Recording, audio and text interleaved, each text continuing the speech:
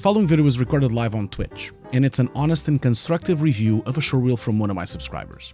You might think that this review is only useful to the artist in question, but I really believe that watching other people's reviews is a great way to improve your skill set and develop your eye for detail. Not to mention, it gives you an idea of what to expect from a visual effects supervisor like myself, and it serves as a guide on how to make a successful showreel. Hope you enjoy. Don't forget to subscribe and leave a comment below. Well, Desmond, thank you so much for. So how do I pronounce your name? Mad or Maid? It's Madi. Madi. Okay, cool. So Madi, thank you so much for sending the showreel. Thank you so much. Thank you. Thank you so much for reviewing my portfolio. No problem. No problem. My demo reel. No problem. So Madi, tell me a little bit about yourself. Like, so you are a student, I guess. You're a junior or a student, or Yes. Well, I'm a student. Yeah. I'm still 17 years old. Yeah. And right now I'm in vocational high school for VFX Cool. and animation, but my school is more focusing on animation, in 3D animation. But in the future, I want to be in movie and film in VFX Okay. and in compositing department. So You want to work in film? Okay, cool. yeah. Cool. Well, man, congratulations. You already have a showreel at 17. Jesus, I can't even remember what I was doing at 17. Congratulations for that. So let's watch your showreel first, Maddie, and then we'll. I'm gonna play it back now. So I've seen this shot before on another showreel. Is it because this was a group project or something, or because I've seen this first shot no, somewhere else? This footage is from FX PhD course Oh, I see. that my school provide. So Okay, I see. they let me to use it. That explains it. Okay. That's why I saw it before, because I was kind of wondering, I know I saw this before. So, and Maddie, did you only do comp, or did you also do any CG on this showreel? I only do simple CG, like the spaceship, Okay. but only using Redshift in Maya. Only that. Okay. Yeah, that's it. Okay, cool. Cool, man. Well, you have a lot of really good work here. Again, I'm very impressed by a 17-year-old. Like, you are really progressing really well. Congratulations, my friend. Fine. So let's start with the first shot. Again, on the opening thing, you clearly state what you want to do. That's fine. Tell me a little bit about this shot. Like, did you just follow the tutorial step by step, or did you do a little bit of work yourself on it? So first, I'm watching the tutorial and do some little practice. Then I'll do it by myself. Okay. And okay. So cool. In here, I'm doing like cleaning the guy. Yeah. And put a CG robot. Yeah. Yeah, that's it. Just clean. Okay, cool. Just like going frame by frame here. So, is there any reason why the hand is so different from the cleanup to the final version? Because as you can see here, when I go to when I look at the breakdown and I look at the original hand that was there covered, then your hand is a different angle. Also, it's different shadows. It's different everything. Because I'm assuming you're using maybe a different frame. You're probably using a sharp version of the hand from somewhere else, isn't it? It's from a different frame. Yeah. So that's going to become a problem. Like, if this was a commercial or a low-budget short film, it would have been fine. But if it's like going to be an actual motion picture, you're going to have to make a better job than this. So I would recommend you to try to maybe warp the fingers into place so that they match. And then you need to match the motion blur and match the blur and the black point as well. So if you do the individual fingers using warping, you could probably place them into the correct place. You just want to make sure you never have a situation where the director or the supervisor notices that you've changed the plate. You know, like normally they don't want you to change the plate at all, you know.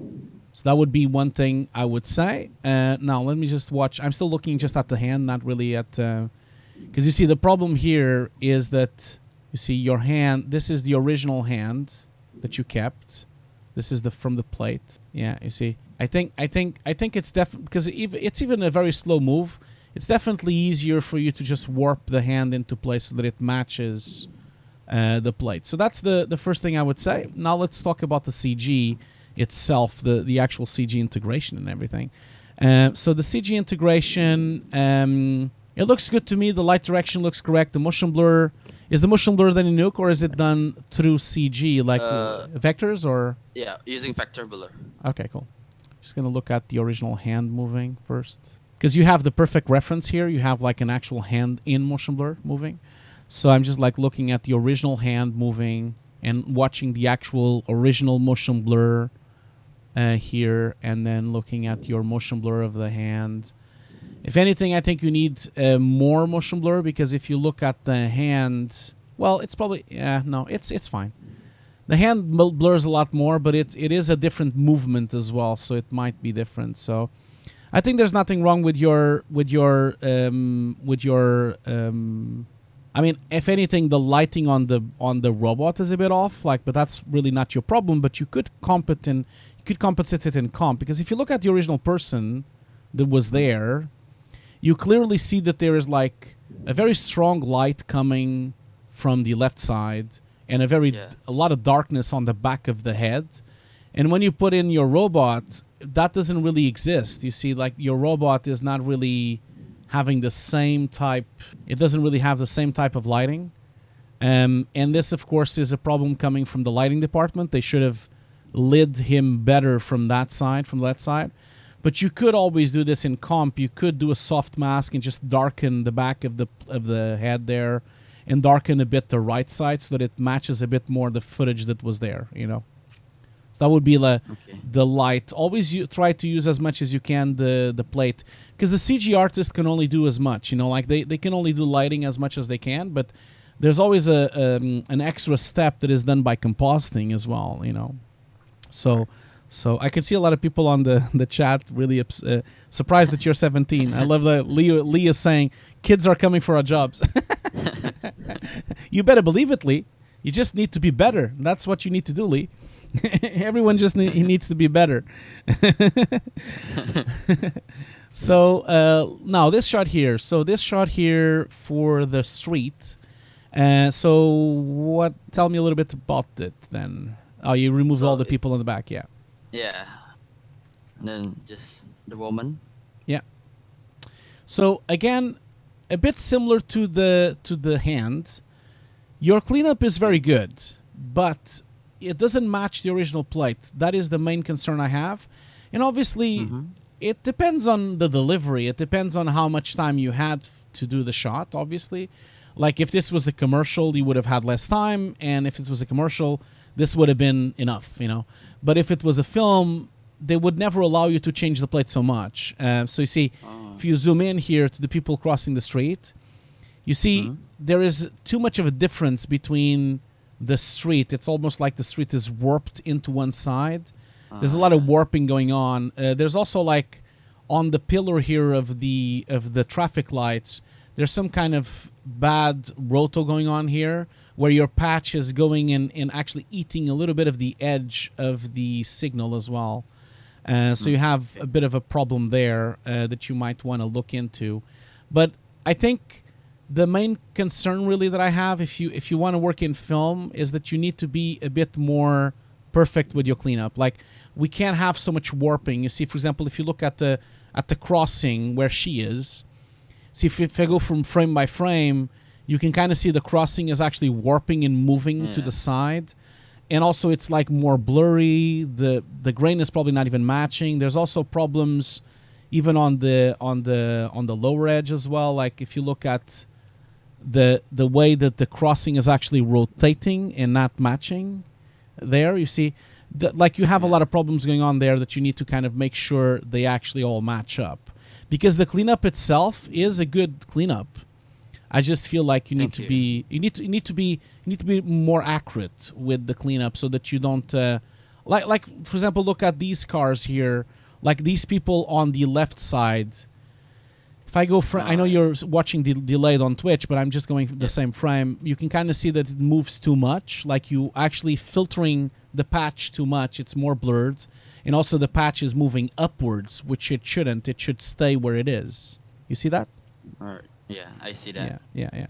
So even if and yes, I do know that you have lens distortion, But even the lens distortion is still not, because your cleanup here is already undistorted, right?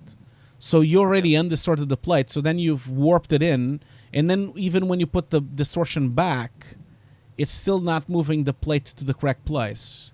Although I can see that you put the warping and everything, which is really nice. So very good work, but just be a bit more accurate. Try to be a bit more accurate, okay? So how do I fix this? Like, I I did the tracking with planner tracker, Yeah. and when I just put it there and transform a little bit, it just changed too much. How do I fix that? Can I use like a grid warp or something?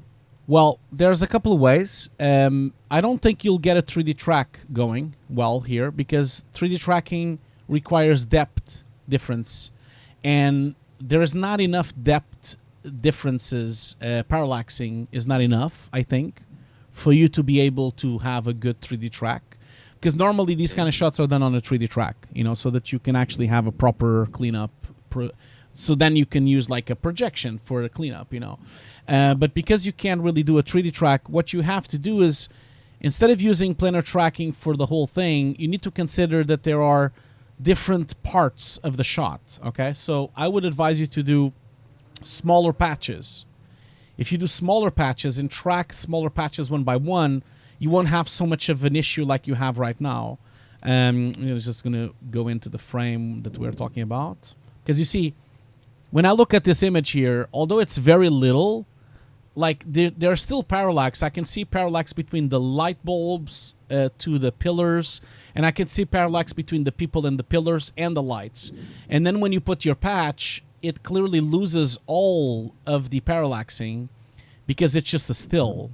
And so you need to rebuild that parallaxing by using sections instead of just putting a full patch. So instead of actually, because you can kind of see that you've done the entire patch until the end of the street, what I would do is I would do like patches for one patch for the floor, one patch for the jaywalk, one patch for each pillar. Then maybe I would do the lights separately, and I don't think you need to clean up so much because your cleanup doesn't need to be so big. There's only these people here. You only need to clean up that area. You don't need to like patch this area here. Although I know you're removing the lamps of the cars because the cars are behind all those things and you can see movement there. But I think your patch is too big. It needs to be smaller, like a collection of smaller patches. You know what I mean? Okay. One by one, so that you can kind of like merge them into the shot.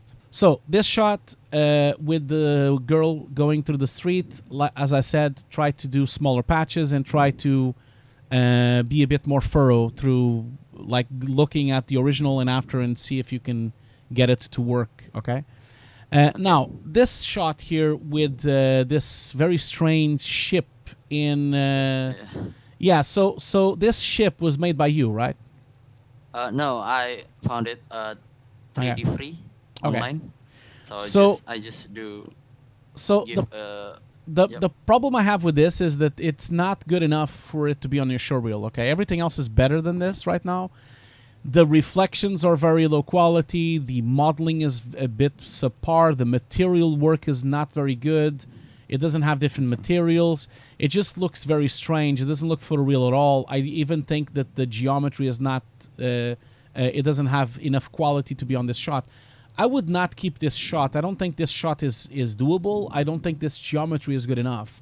You need to find something better. Something with better texturing, better shading, and better modeling as well to put here. Because this is really bringing your showreel down. I would not leave it, okay?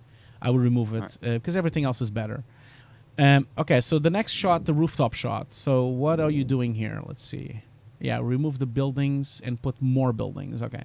Okay, cool. That was very well done. So was this a 3D track? Yeah, a 3D track. Looks to me like it's... it looks like it's moving. Obviously, only it moves. Cards.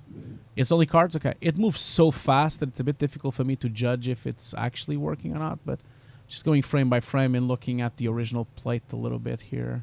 Do you show the original plate moving? Oh, you didn't. Okay. Yeah. You don't show the original plate moving. Okay. I can't really judge if the track is fixed or not. I'm gonna have to take your word for it because I can't see the original plate moving.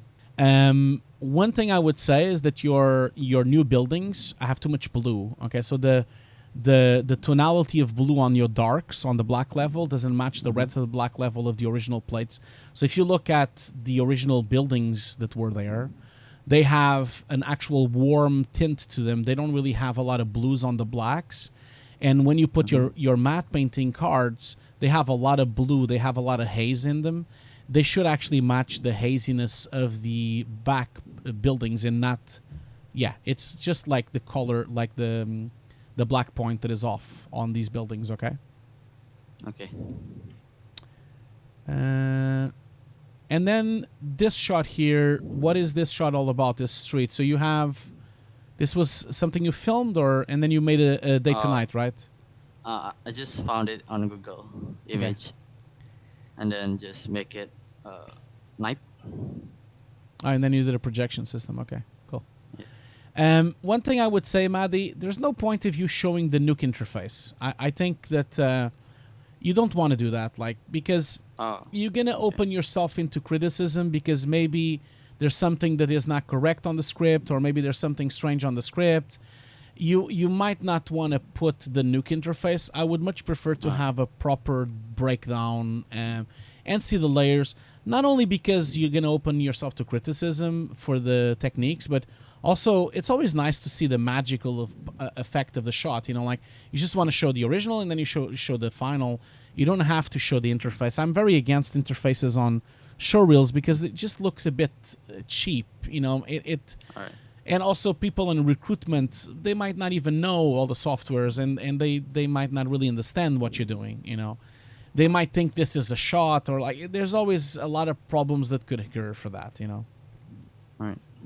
Now, I like your day to night, but it's a bit artificial. Like it looks like too extreme, to a point that it doesn't really look very real anymore. So I think you went a bit too far, especially because your projections also, and also like your projections have a lot of visualization problems. You can see the edges here that are broken on the actual floor. It might be because you don't have enough resolution on the shot. But one thing I wanted to ask you is, why do you have a projection since you don't do a camera move? It's actually I want to make it like having a parallax, but the end it looks really bad. Okay. And so I make it just like one frame. Like a still, okay, I see. Yeah. Because I was wondering, because if you wanted to just do a still, you could have just done it in Paint Over or Photoshop, or you didn't need to like do a projection. That's why I was asking. So yeah. So Nicola is saying on the chat, on the other hand, would be good to see how well the organized compers are before hiring a joint team. I understand what you're saying, Nicola, but I don't like to see scripts because it could really backfire on you, you know, because if your script is not good, or if it has a specific problem in it, you might have problems. And I really think you should present yourself the more classy as possible, and showing an interface doesn't look classy. It looks a bit bad, you know, that's why. So I think you have some visualization problems, like I said. I think you went a bit too far with the night today, and I think that's because, let me see the original shot. So you see, when I look at this shot, this is diffuse, which is good. So because you don't have any long shadows that you need to remove. But then when you think about this thing, and I look at, let me just see if I can find a frame that it goes from the final. Oh yeah, there you go. So I'm gonna just go to this one. I think you lit the wrong lights, if you think about it. Mm-hmm. So you see, if you look at this shot, in reality, why am I seeing a light in the glass there? When in reality, what I should be seeing is I should be seeing the lamps of the streets being on, because it's nighttime, you see. So this lamp should be on, that lamp should be on, the lamp on the back should be on, and there's two more lamps on the back, on the very back. So those are the lamps. And then, of course, with the lamp, you should then have the actual things of the lamp, because you see, I'm going to draw a bit on top here. So you see, you should see, like the lamp would be on, right? These lamps, that lamp, this lamp. I'm writing on top. You'll see it on the stream in a minute. Okay. So there's a couple of lamps there. There's a lamp there as well. There's a lamp there here. And of course, there's this lamp here, which is off screen. So we should be seeing the light coming from this lamp, which would then do a pool of light here around the lamp. So that would lit up the floor where the lamp is. Because the lamp, of course, is a cubical light coming, like it's a cube, you know, it's like projecting the light on down. This lamp here should also like lit up a bit on the actual front of the building, and then it should lit up a bit on the floor as well. The same here. So basically, these lamps should be like actually illuminating a piece of the sidewalk. They should be illuminating a piece of the street, and they should be illuminating a piece of the front of the stores. Now, you can leave this store on because it already has a light. You see, the problem you have right now is you didn't do that. You basically, if I go a few frames after, you see, you didn't lit up the correct lights, and that's why it looks strange. That's why it doesn't really look realistic. You see this lamp that you have bounced on the floor there. That's correct, but it should be on the lamp and not in the random place on the floor. You know what I mean? Yeah. Okay. And also, like, again, to the discussion happening on the chat here about should I have the nuke script, should I not have the nuke script? Another thing you should consider is the showreel should be short and to the point. It should show breakdowns and final shots. You don't want to waste time putting an interface, you know. You don't want to waste time. And also, it's not important. I don't really care how you got there. I just care that the shot looks good. I think that would be it, you know. All this feedback, Maddie, like keep it into a positive note, you know. Like I think you did really good. I think you're very talented. You're 17 only. Like your work is really good. You already have, I can see that you already understand lens distortion. You can already understand parallaxing. You can already understand painting and cleanup, tracking. So you're really good. It's just that I'm just like going very deep into your shot, you know, like going very, very deep. So don't think that your showreel is bad. It's not bad at all. Okay, let's move on to the next shot. So this shot here, so is this you or is it a friend of yours? That's me. That's you. Okay. So nice to meet you. Okay, so you're doing an Hadouken here. So a couple of things that I have a problem with this. If you want to make this photorealism, all these particles, like there's a couple of problems. Like when he opens up the hand. Like you can kind of see the particles are not respecting the same motion blur or depth of field. The particles are too sharp. Also, all this is so bright and so illuminated in your hand, but then there's no light interacting in your face. There should be lighting, a blue light on the hand. There should be blue lighting on the face. There should be blue lighting on the shoulder and a little bit on the legs. There should have been interaction lighting. Obviously, this is very difficult. Being done in 2D is very difficult because you would have to do it by hand using roto paints or roto shapes. The other way of doing it in 3D is that you would have done something called rotomation, which is to track the body of a person with a CG dummy, and then you can relight that dummy, you know. But that's all a lot of work. And I think this shot doesn't really... I don't think this shot is going to benefit your showreel, I'll be honest. I don't think it will ever really look very good, even if you do all that lighting interaction. If you want to become a junior composer, I don't think you need to waste your time with shots like this. What you want to focus on is focusing on keying, focusing on roto painting, focusing on cleanup, focusing, like try to have as many shots as you can of good keying with hair detail and everything. Try to have more shots like that street shot where you clean up the cars out and you clean up things out of the shots. Those are the typical shots you want. This shot of you like doing an Hadouken to the screen, it's a bit of a meme, to be honest. Like I don't think you should have it on your showreel. No. All right. You want to focus on the typical tasks of visual effects of a composer, which is cleanup, keying, rotoscoping, rotopaint, beautification of shots, making projections, making matte painting, CG compositing, you know, which you already have some. We'll do a recap of your showreel, don't worry, but you already have. So in here, you remove the two bikers, and let's see here, how good is it? I can still see some of them, so If you go a few frames, I still see little pieces of the bikers here. So you might want to consider, I can kind of see like some of the clones and some I of didn't see the, that. yeah, there's a bunch of them. Like there's 1, 2, 3, 4, 5. So you want to consider like looking at that. And also like when you see the stick that is in front on the foreground covering the street, that actually, I think this is a sign probably. You see your painting is destroying that sign. So the painting is going above the sign as well. The painting is going above the sign. So you have to clean this up a bit better. Okay. Andrew is asking. Andrew is asking, do you think it's good putting yourself on the showreel, or does it really matter?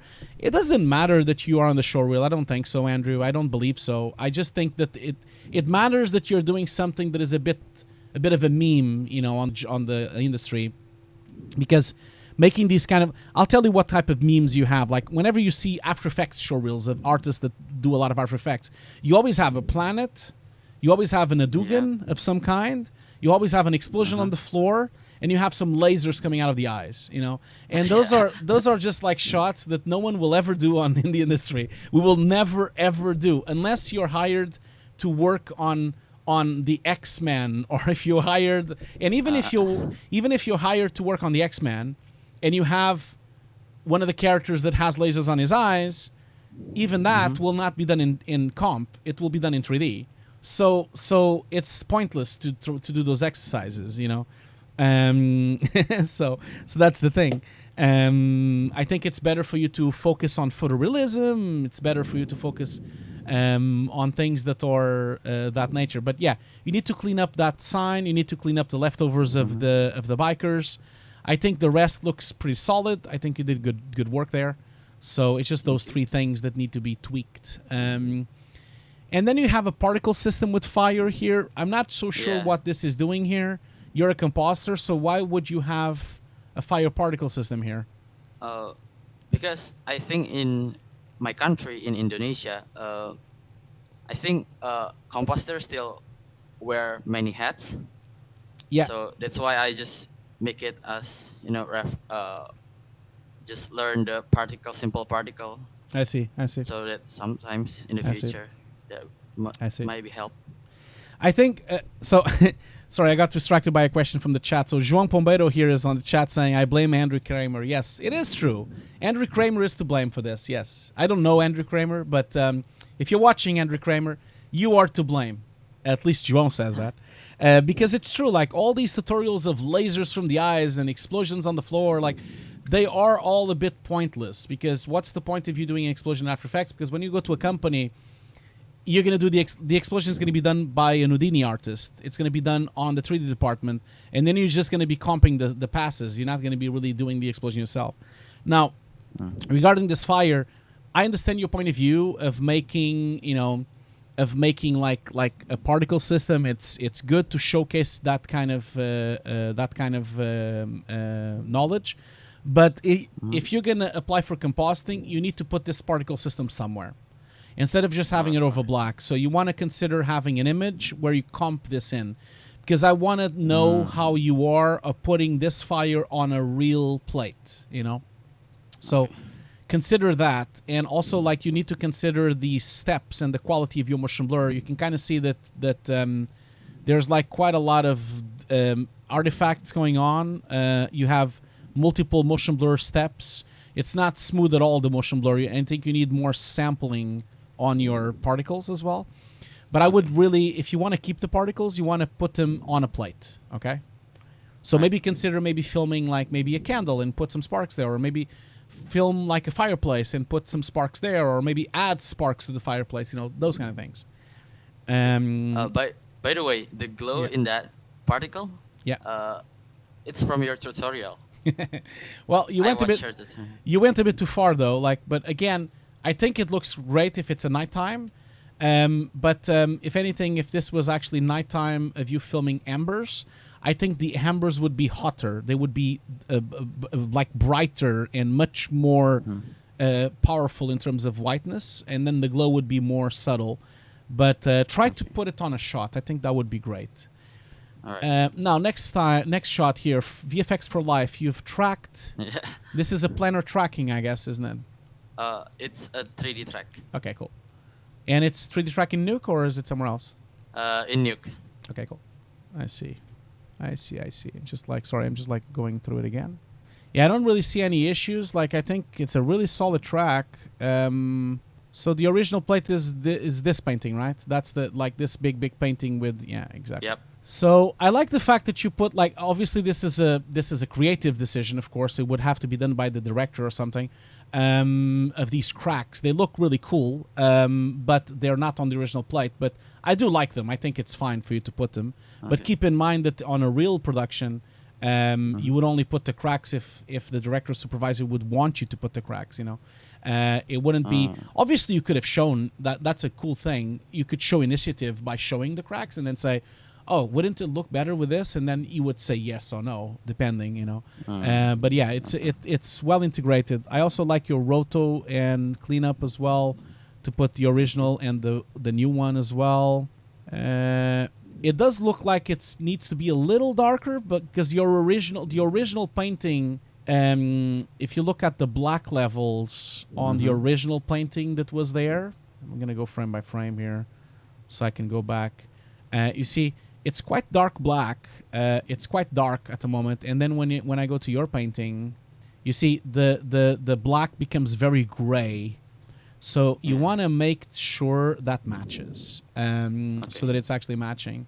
Also, your cracks are pixelated. I think your cracks don't have enough resolution for the shot.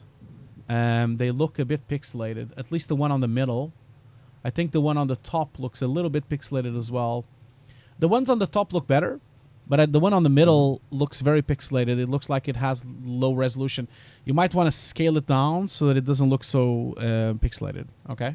I have one more question. So my plan after graduating is to be working in industry, Yeah. but in my country, because I'm sorry, I forgot to ask you which country you're from. Sorry. I'm from Indonesia. Okay, cool.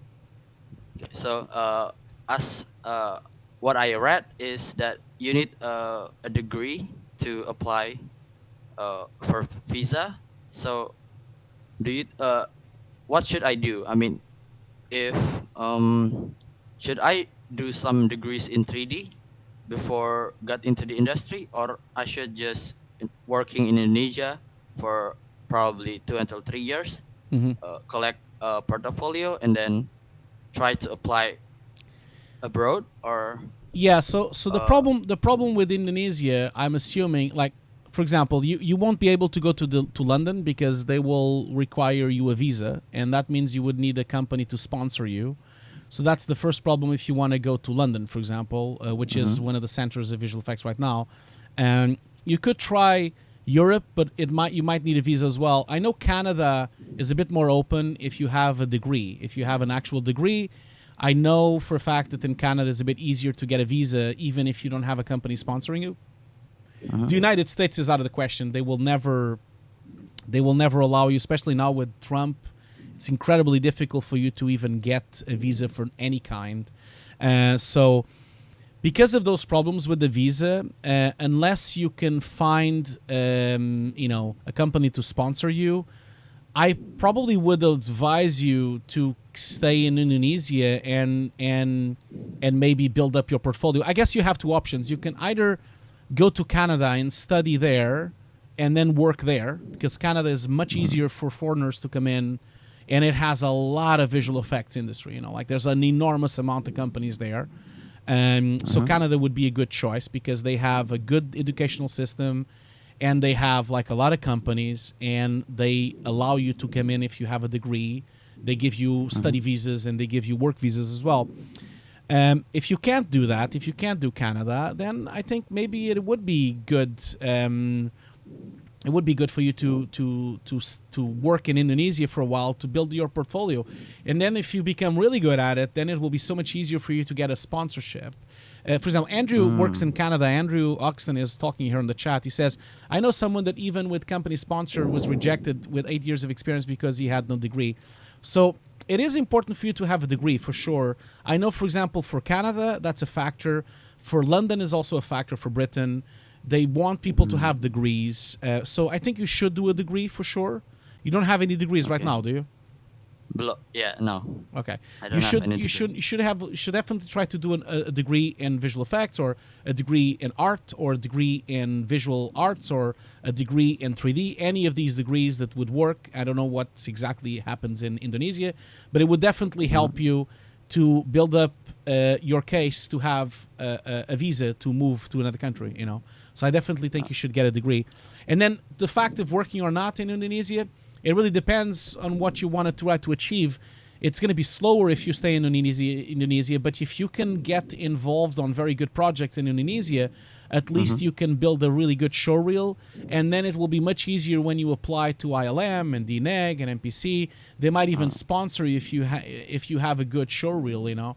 But you really have to have a very good showreel. And the problem with countries like Indonesia, it's the same problem as I have with Portugal. That's why I left Portugal, because there's so little work in Portugal. I couldn't really get the good shots on my showreel because all the work that was in Portugal wasn't good enough for a showreel, you know. So that might be the problem you might have in Indonesia. Can you really find companies that have good, high quality visual effects? Does that exist in Indonesia? It's a small company and they do movie, but still movie in Indonesia only, not Okay. in But are they good? from other countries. Are the visual effects high quality? I think so. I cannot describe it as is good or not, but I can show you their portfolio if you want. Yeah. Send me the link. Why don't you send me the link Okay. of the top company in Indonesia, just so I can have a look, so we can have a look. And I can see, while you're looking for that, I can see Andrew is already talking on the chat here. Andrew is absolutely right. You need to have a degree to get the visa. That's the problem. It's not the company, it's the visa. And that's the issue, you know. So I'll have a look at this showreel. So I'm gonna remove the sound from the showreel, because otherwise I'm gonna be... Okay, so we are watching now, guys. We're watching a visual effects breakdown from a company in Indonesia. Let's have a look at what kind of quality we have here. Oh my God, that's pretty grim. You see here, they don't show the interface of the software. They show a virtual interface, you know, like a fake interface. This is very good work. You see, that's really good work. That hand thing looked awesome. So this is like one of the top companies, I guess. This one is like that glow was really bad. That glow is really fake, because the light on the glow should really, like, first of all, I still see the shadows from the daytime. I can still see the sun shadow. So they would have had to clean up all the shadows from the actual daytime of the plate.